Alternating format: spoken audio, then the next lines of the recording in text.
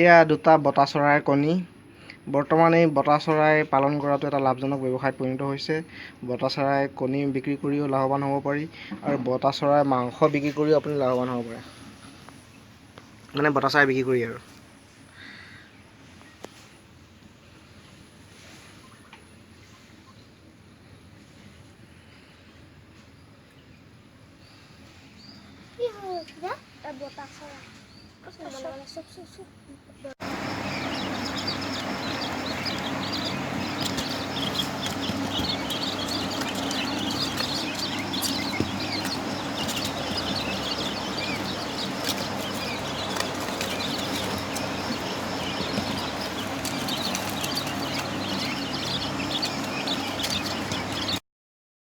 একো দালাই দিয়া নাই আকৌ সিও মেকানিকৰ কাম। বতা চৰাই পোৱালি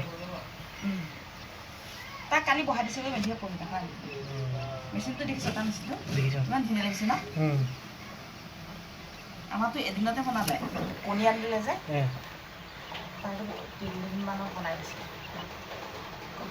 এদিনতে বনাই দিলে হ'বলা তাকো খুব ধুনীয়াকৈ বনাই দিছে।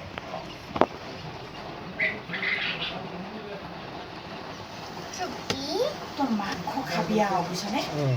গৰম পানীত দিবি এইকেইটা চেলিয়াই ল'বি আৰু হেৰি মই কৰি আছোঁ ৰ বুজিছনে কণীখিনি খাবি আৰু এইটো চাইটো চা এইটো তোমাৰ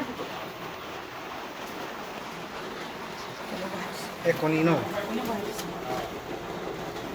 কেনেকৈ মাৰিব নোৱাৰি ভিতৰত ডাইৰেক্ট মাৰিব লাগিব। হ'ব হ'ব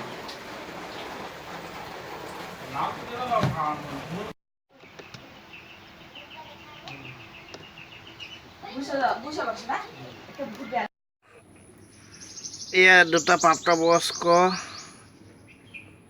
কোৱালিছ বাৰ্ড, জাপানীজ কোৱালিছ বাৰ্ড, অসমীয়াত বতা চৰাই।